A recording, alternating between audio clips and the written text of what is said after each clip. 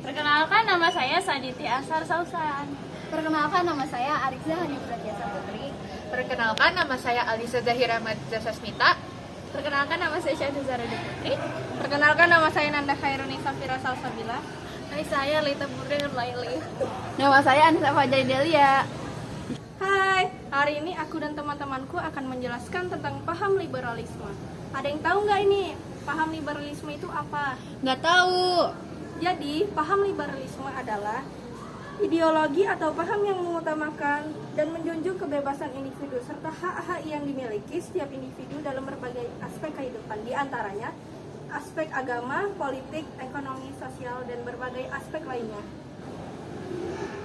Ada yang tahu nggak siapa pencetus paham liberalisme?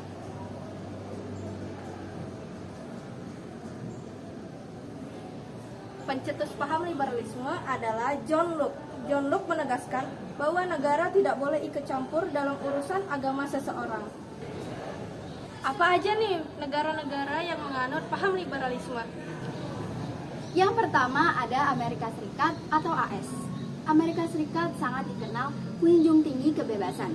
Nah, dengan adanya kebebasan ini, negara Amerika Serikat disebut juga yang dikenal sebagai negara adidaya atau disebut juga dengan negara superpower.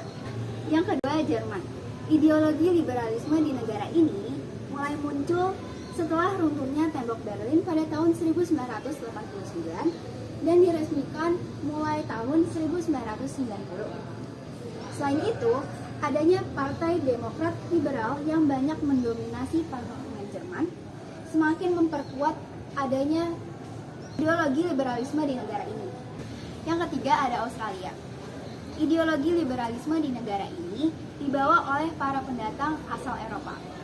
Nah, oleh karena itu, paham liberalisme di negara ini mirip-mirip dengan yang ada di Amerika Serikat. Nah, negara selanjutnya ada negara Inggris. Pertamanya, negara Inggris itu menganut sistem monarki absolut, di mana raja memiliki kekuasaan tertinggi di dalam negara tersebut. Cuman gara-gara satu hal dua hal, negara Inggris ini rakyatnya mengalami kesengsaraan dalam hidup mereka. Maka dari itu, pada tahun 1215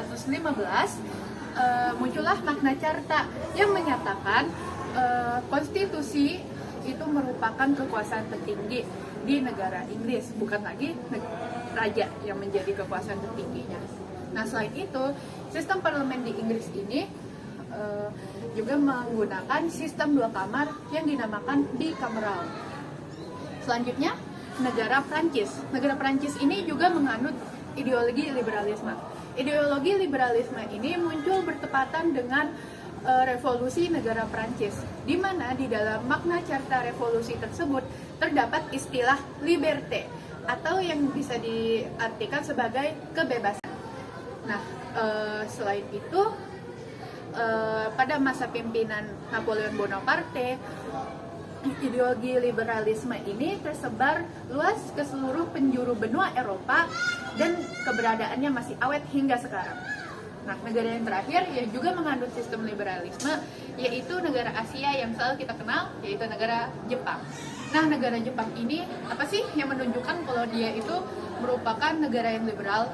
Nah, yang pertama itu sistem parlemen di Jepang itu menunjukkan adanya ideologi liberalisme di Jepang. Memperkuat ideologi liberalisme ini adalah Partai Demokrasi Liberal yang menguasai parlemen-parlemen Jepang dari tahun 1955 hingga saat ini.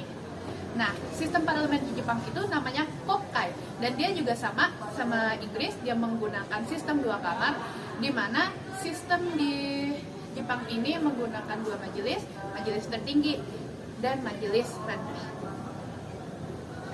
Nah, setelah kalian dengerin tadi tentang pengertian tentang paham liberalisme dan juga negara-negara yang menganutnya, di sini saya bakal ngejelasin tentang dampak-dampak yang akan didapat dari negara-negara yang memakai sistem liberalisme. Yaitu ada dampak positifnya, yaitu untuk yang pertama adalah masyarakat memiliki keinginan dan inisiatif untuk menjadi lebih baik. Nah, yang kedua itu ada setiap individu memperoleh hak dan kebebasan yang sama dalam hidup bermasyarakat. Yang ketiga ada setiap individu memiliki kebebasan untuk memilih partai dan partai politik tanpa adanya intervensi dari orang lain. Dan yang terakhir itu ada pers mempunyai hak serta kebebasan untuk mengkritik pemerintah secara tajam namun tetap mematuhi etika pers dan batasan yang berlaku. Selanjutnya itu ada dampak negatifnya dari paham liberalisme. Yang pertama itu adalah munculnya monopoli pada masyarakat kecil dan miskin. Terus yang kedua ada pihak-pihak tertentu memanfaatkan kebebasan pers untuk mendapatkan keuntungan. Nah yang ketiga itu adanya persaingan bebas sehingga sulit meratakan pendapatan masyarakat. Terus yang terakhir itu juga ada terbentuk kelompok masyarakat yang merasa memiliki derajat tinggi dari kelompok masyarakat lainnya dan sebaliknya. Paham liberalisme tentunya mempunyai karakteristik tersendiri. Yang pertama, setiap individu mendapatkan kesempatan yang sama. Yang kedua, setiap individu juga berhak mendapatkan perlakuan yang sama. Yang ketiga, hukum diterapkan. Hukum yang diterapkan pada paham liberalisme yaitu pada hukum tertinggi dalam negara liberal adalah tentang persamaan kedudukan dari setiap individu di mata hukum. Yang keempat, pemerintah ditentukan dengan persetujuan, dengan kekuasaan tertinggi berada pada tangan rakyat. Yang kelima, negara dipandang sebagai alat yang digunakan untuk mencapai tujuan-tujuan besar negara tersebut. Dan yang terakhir, tidak menerima ajaran dogmatisme. Dogmatisme adalah doktrin bahwa pikiran manusia mampu untuk mengetahui dengan kebenaran. Nah, itu aja materi dari kita. Semoga ilmu yang kita paparkan bermanfaat bagi kalian semua. Wassalamualaikum warahmatullahi